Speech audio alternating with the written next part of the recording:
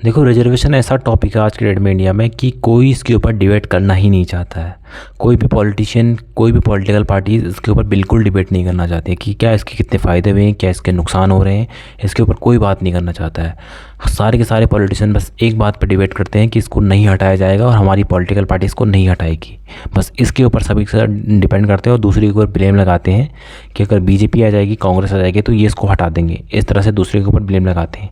तो ये ब्लेम चलता रहता है। इसके अलावा कोई इसके पॉजिटिव डिबेट नहीं होती। अगर इसके फ़ायदे हैं तो इसको रखना चाहिए, अगर इसके नुकसान हो रहे हैं तो इसको हटाना चाहिए। इसके ऊपर कोई डिबेट नहीं करता। रीज़न क्या है? क्योंकि 70 से 80% ऑलमोस्ट पॉपुलेशन जो है इंडिया की, वो कहीं ना कहीं किसी न किसी रिजर्वेशन का बेनिफिट ले रही है। इसीलिए ऊपर कोई भी पॉलिटिकल पार्टीज़ की हिम्मत नहीं होती इसके ऊपर बात करने तक की। अब हम आज के ऊपर थोड़ा बहुत बात करते हैं कि इस पर क्या इसका पर्पज़ था लाने का, और क्या इसको फ़ायदे हुए हैं, क्या इसके नुकसान हुए। सबसे पहले इसको लाने का पर्पज़ जो था ना, इसको इंडिया के किसी ने इन्वेंट नहीं किया, इसको अंग्रेज़ों ने इन्वेंट किया था। और अंग्रेज़ों ने इसको क्यों इन्वेंट किया था? कि जो उनकी पॉलिसी थी ना, फूट डालो राज करो, तो उसके तहत उन्होंने रिजर्वेशन को इन्वेंट किया था। और अंग्रेज़ों ने सबसे पहले 1909 में इसको इन्वेंट किया था, मतलब खोज करी थी, और जो उसको इम्प्लीमेंट किया था। तो उनका जो पर्पज़ था ना, उसका नाम थोड़ा उस टाइम पर सेपरेट इलेक्टोरेट था। ये रिजर्वेशन तो बाद में पड़ा, जब इंडिया का कॉन्स्टिट्यूशन बना तो रिजर्वेशन का नाम बड़ा अलग बाद में पड़ा, लेकिन था ऑलमोस्ट सेम। तो अंग्रेज़ों ने सबसे पहले हिंदू और मुस्लिम, इन दोनों के बीच में फूट डालने के लिए मुसलमानों को एक टाइप से आप बोल सकते हो सेपरेट इलेक्टोरेट, या आप बोल सकते हो रिजर्वेशन दे दिया। रिजर्वेशन थोड़ा सा डिफरेंट है। सेपरेट इलेक्टोरेट में क्या होता है कि केवल जो कैंडिडेट खड़ा होगा, जिस कम्युनिटी का कैंडिडेट खड़ा होगा, मतलब मुस्लिम अगर कैंडिडेट खड़ा हो रखा है इलेक्शन में, एमपी के इलेक्शन में, तो केवल उसे मुस्लिम ही वोट देंगे। ये था सेपरेट इलेक्टोरेट। और रिजर्वेशन में क्या है कि अगर मुस्लिम खड़ा हो रखा, अगर कोई एससी कम्युनिटी से खड़ा हो रखा, तो उसको कोई भी उस कॉन्स्टिट्यूंसी में जितने भी होंगे, चाहे हिंदू ब्राह्मण होंगे, चाहे मुस्लिम होंगे, चाहे कोई भी होगा, क्रिश्चियन होंगे, सारे के सारे जाके वोट दे सकते हैं। लेकिन सेपरेट इलेक्टोरेट में ये नहीं था, केवल मुस्लिम को मुस्लिम ही वोट देगा। तो पहले रिलीजन के बेस पे ये इम्प्लीमेंट हुआ था। इसलिए काफ़ी सारे लोग बोलते हैं कि मुसलमानों को भी रिजर्वेशन दिया जाए, क्योंकि ओरिजिनली ये मुसलमानों के लिए ही था पहले, सबसे 1909 में। उसके बाद 1909 में, फिर 1919 में फिर आया। फिर 1919 में इसको बढ़ा दिया गया। किसके लिए? एंग्लो इंडियन जो अंग्रेज़ थे उनके लिए भी दे दिया गया, जो इंडिया में रह रहे थे उनको भी रिजर्वेशन दे दिया गया। सिख के लिए दे दिया, सिखों को दे दिया गया था 1919 में। उसके बाद 1935 में दोबारा आता है। 1935 में किसको दे दिया गया? एससी एसटी कम्युनिटी को, इनको भी दे दिया गया था। और इसके लिए महात्मा गांधी ने भी काफ़ी इसका विरोध किया था। उनने बोला था पहले आपने हिंदू और मुस्लिम को डिवाइड कर दिया, अब आप हिंदुओं को हिंदुओं से डिवाइड कर रहे हो इस रिजर्वेशन की वजह से। और उनका कहना बहुत हद तक सही भी था। तो इसके लिए उन्होंने आमरण अनशन भी किया था, जेल में बंद थे उसके आमरण अनशन किया था। और भीमराव अम्बेडकर जी को काफ़ी समझाने की कोशिश करी थी उनकी, इसको एक्सेप्ट मत कीजिए। अल्टीमेटली 1935 में ये एक्सेप्ट हो जाता है और उनके लिए भी ये लागू हो जाता है। उसके बाद इंडिया इंडिपेंडेंट होता है। जब इंडिया इंडिपेंडेंट होता है तो मुसलमानों के लिए तो पाकिस्तान बन गया था, तो उन्हें तो रिजर्वेशन के नाम पे पूरी की पूरी कंट्री दे दी गई थी, तो मतलब उन्हें तो कुछ रहा नहीं उनके लिए। तो उसके बाद जब इंडिया का संविधान बना था, तो भीमराव अम्बेडकर ने बोला था कि जो डिस्क्रिमिनेशन उनके साथ एससी एसटी कम्युनिटी के साथ हुआ था, बहुत लंबे टाइम से, हज़ारों 2000 साल से उनके साथ डिस्क्रिमिनेशन हो रहा है, तो उसका कहीं ना कहीं उनको कहीं ना कहीं कंपनसेट करने के लिए आप उनको रिजर्वेशन दे दीजिए, क्योंकि वो फाइट तो कर नहीं सकते जनरली, क्योंकि वो बहुत पीछे हैं। तो इसके लिए उन्हें रिजर्वेशन दिया गया। और ये केवल 10 साल के लिए था। जब हमारा कॉन्स्टिट्यूशन बना था 1950 में, तो भीमराव अम्बेडकर जी ने बोला था 10 साल के लिए इसको दे दिया जाए, तो 10 साल के लिए रखा था। फिर ऑलमोस्ट ये 7% जो है एसटी कम्युनिटी के लिए था, और 17-18% के आसपास एससी कम्युनिटी के लिए था, और 25-26% हो गया। तो ये 1960 में फिर 10-10 साल के लिए बढ़ाया गया और 10-10 साल तक बढ़ता गया, आज तक बढ़ रहा है। क्योंकि किसी भी पॉलिटिशियनों की हिम्मत नहीं हो रही इसके ऊपर बात करने की, क्योंकि बहुत बड़ा वोट बैंक था। उसके बाद ओबीसी कमीशन आता है, ओबीसी के बाद ओबीसी रिजर्वेशन आ जाता है। आज के में ईडब्ल्यूएस रिजर्वेशन आ गया। ओबीसी ऑलमोस्ट पॉपुलेशन इंडिया में है 50 से 55% पॉपुलेशन है इंडिया में, और रिजर्वेशन उनको मिला है 27%। तो इस तरह से धीरे धीरे करके इसकी ये बढ़ता गया, पर इसके ऊपर किसी ने डिबेट नहीं करी कि इसके फ़ायदे हो रहे हैं या नुकसान हो रहे हैं। क्योंकि जिसको ये मिला हुआ है उसको हमेशा इसमें फ़ायदे ही दिखते हैं, उसको वो इसके अगेंस्ट में कुछ सुन ही नहीं सकता। और जिसको नहीं मिले हुए हैं ना, वो इसके सपोर्ट में कुछ सुन ही नहीं सकता। तो कम्प्लीटली हिंदू आपस में, जो हिंदुज़म में कास्ट समाज के लिए बना हुआ है ना, वो केवल रिजर्वेशन की वजह से बना हुआ है। और इसका फ़ायदा कितना हो रहा है रिजर्व कैटेगरी के लोगों को, जिनको ये रिजर्वेशन मिला हुआ है? बहुत कम, बहुत माइन्यूट फ़ायदा उनको हो रहा है, बहुत ही कम फ़ायदा उनको हो रहा है। क्योंकि गवर्नमेंट जॉब में तो उनको फ़ायदा होता है, और गवर्नमेंट जॉब कितनी होती? ऑलमोस्ट 1% के आसपास होती है।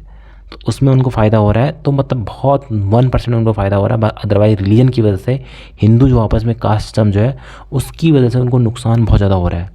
क्योंकि जो हीन भावना आ जाती है कि इसको रिजर्वेशन मिला हुआ है, इसको कास्ट सिस्टम मिला, कास्ट इसका कास्ट जो है, उसके बाद कास्ट सर्टिफिकेट की वजह से आपको जो लोअर कास्ट के लोग हैं खुद ही अपने आप को रिवील कर देते हैं कि मैं लोअर कास्ट से हूँ, मेरे पास लोअर कास्ट का सर्टिफिकेट है। तो इस बात जब इस सोसाइटी में ये बात फैलती है तो उसके बाद कहीं ना कहीं हीन भावना उनके खिलाफ आ जाती है। और जब उनको रिजर्वेशन मिलता भी है, जब उसका फ़ायदा उनको मिलता है, तो जब वो जॉब ज्वाइन करते हैं तो उसके बाद भी लोगों कहीं ना कहीं जो उनके स्टाफ रहते हैं वो उनके अगेंस्ट में कहीं ना कहीं हीन भावना रहती है कि इनको तो ये तो रिजर्व मतलब आरक्षण लेके यहाँ इन्होंने जॉब ज्वाइन कर रखी है, इस तरह के उनके अंदर हीन भावना रहती है। तो कहीं ना कहीं, और जब उसके बाद वो भी फिर धीरे धीरे करके उसी सोसाइटी में जब जैसे कि आईएएस बनते हैं, बहुत सारे एसटी कम्युनिटी के लोग आईएएस बनते हैं, तो पर्पज़ ये था कि जब ये एसटी कम्युनिटी के लोग आईएएस बनेंगे तो अपनी सोसाइटी के लिए, अपनी लोगों के लिए कुछ ना कुछ अच्छा स्टेप लेंगे, उनके साथ डिस्क्रिमिनेशन नहीं। लेकिन जब वो आईएएस ऑफिसर बन जाते हैं तो उसी कम्युनिटी का एलाइट, जो आप बोल सकते हो अमीरों की कम्युनिटी है, बड़ी कम्युनिटी है, उसका हिस्सा बन जाते हैं। उसके बाद उन्होंने, वो इस कम्युनिटी से बिलोंग नहीं करते हैं कि मैं एससी से हूँ, एसटी से हूँ, वो बस ऊपर वाले ही कम्युनिटी, मतलब आप बोल सकते हो अपर क्लास वो बन जाते हैं। उसके बाद उनको लोअर क्लास से कोई मतलब नहीं होता, बहुत ज़्यादा मतलब नहीं होता। तो इस तरह से होता है। लेकिन जो ABCD को बनते हैं उनके साथ हमेशा डिस्क्रिमिनेशन होता रहता है, आफ्टर जॉब लेने के बाद भी डिस्क्रिमिनेशन होता रहता है। तो इस तरह से ये पूरा का पूरा। और दूसरा इसका नुकसान बहुत बड़ा क्या है कि जब रिजर्वेशन मिलता है, मतलब किसी का हक छीन के किसी दूसरे को हक दिया जा रहा है। मतलब जो कैंडिडेट, क्योंकि इसमें मेरिट में कोई जनरल कैटेगरी का कैंडिडेट होगा उसको पीछे कर दिया जाता है, और एससी कैंडिडेट को इसमें पोस्ट दे दी जाती है, कोई भी जॉब दे दी जाती है, तो उसको पीछे करके दूसरे बंदे को आगे बढ़ा दिया जाता है। मतलब कैपेबल जो पर्सन था, जो ज़्यादा कैपेबल था, उसको आपने पीछे कर दिया।